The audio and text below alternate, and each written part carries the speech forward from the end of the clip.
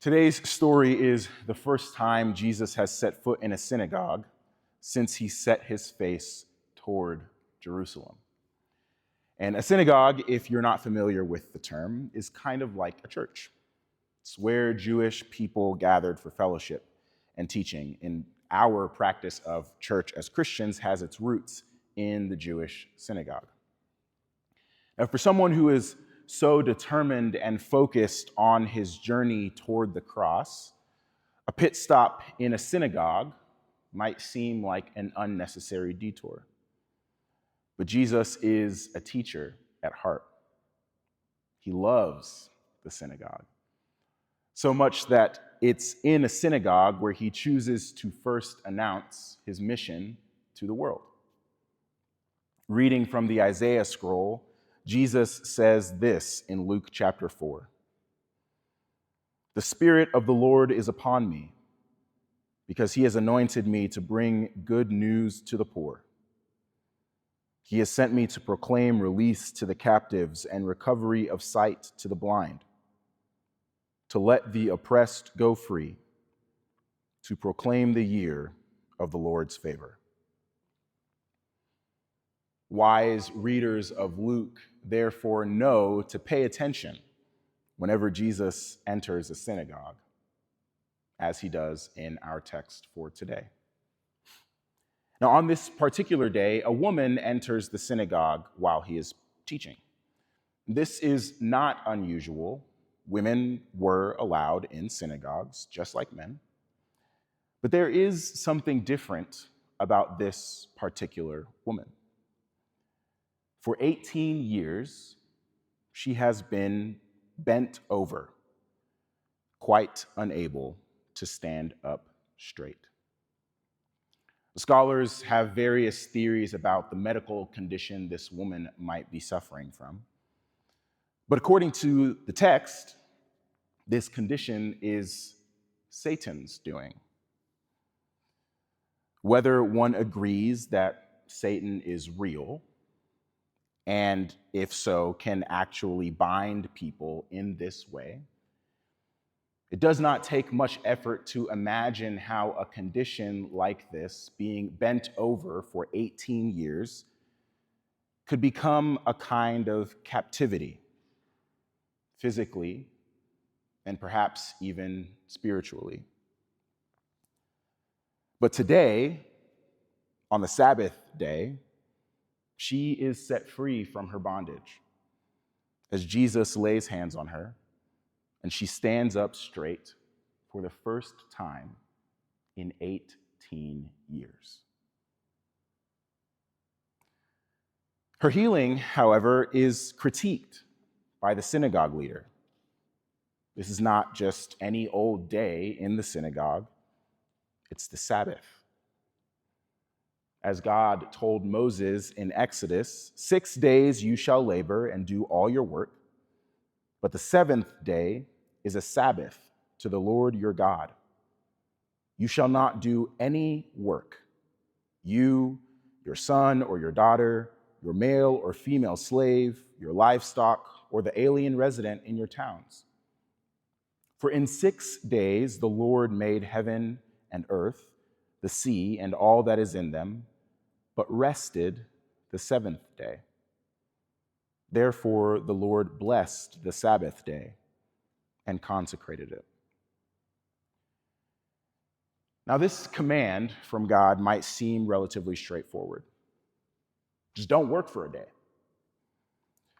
But as one commenter reminds us, the commandment forbidding work on the Sabbath leaves work undefined, allowing for multiple interpretations from ancient times until today of what counts as work. In fact, this is not even the first time Jesus has clashed with someone on this very question of what counts as work on the Sabbath. And on this particular occasion, from the perspective of the synagogue leader, healing is work. It should therefore be done on a different day of the week. Now, this might seem silly or even legalistic to some of us, but I think the leader's frustration with Jesus is actually rooted in a deep love and respect for the Sabbath. The Sabbath is not just about making sure everybody takes a break once in a while. It is how God's people embody the truth that life is created and sustained by God's work, not ours. The Jewish scholar Abraham Joshua Heschel calls the Sabbath a palace in time and the climax of living. So from the perspective of the synagogue leader, to compromise the Sabbath, even through an act of healing, is not just disobedient.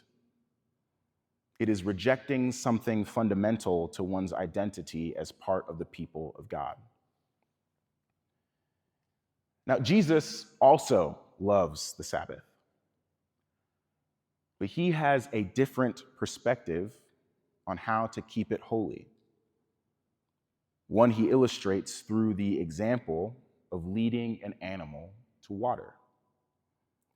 So if an animal is tied up on the Sabbath, you would untie it so that it could get a drink. Why? Because water is necessary for life, no matter what day it is, even on the Sabbath. The same is true for this woman. If her so-called bondage has kept her from experiencing fullness of life, why would you wait another day to set her free? From Jesus' perspective, setting the woman free from bondage is exactly what the Sabbath is for. This act of healing is not work, it is worship. His Sabbath and hers becomes deeper and richer through this act of worship. This moment in the synagogue is not just about healing and work and Sabbath rules. It's about perspective, how our experiences and beliefs shape our understanding of who God is and who we are invited to be in response. In my preparation for this sermon, I reached out to a friend who has a chronic illness, and I asked her to share some of her perspective on this passage. And on the tables in front of you are sheets of paper with the questions I asked and some selections from what she shared, with some edits to protect her privacy. You can take those and keep them as you leave today. And one of her answers that challenged me the most was about the nature of healing. She challenged me as an able-bodied person to reconsider what a cure means for those who experience chronic illness or disability. From her perspective, if her chronic illness was cured, she likely would no longer be the same person. And as a result, it's not clear what a cure would actually be for her or for other disabled folks. Once again, perspective matters. We do not all read or think or live the same way. And this is the gift of being part of the body of Christ. We each bring our unique perspectives to the table, and as we share them with one another, we leave the table with greater compassion, empathy, and love, especially when we make space for perspectives which are often suppressed or ignored, like the experiences of those with chronic illness or disability. And so today, since we are a smaller group, I'd like for us to take some time to practice this together. You may have noticed that on your bulletin it says today, sermon and conversation. Here is the conversation part. So in a moment, we are going to move some of the chairs in the chapel into a circle. And after we do that, we're going to read the passage aloud twice.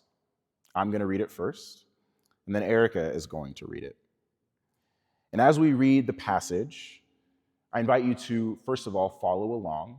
There are Bibles on the tables, and the passage for today is on page 848. Once we move the tables, we'll give you time to find the passage and open to it and mark it.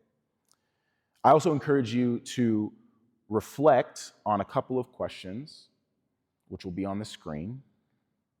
And I encourage you also to write down your thoughts on the paper you have. That's why there's some space at the bottom, on the front and the back of that sheet.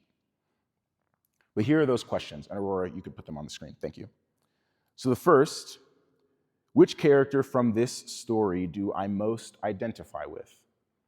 The woman, the synagogue leader, or Jesus?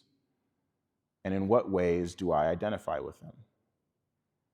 And then the second, what is an experience or belief I have that shapes my perspective on this passage?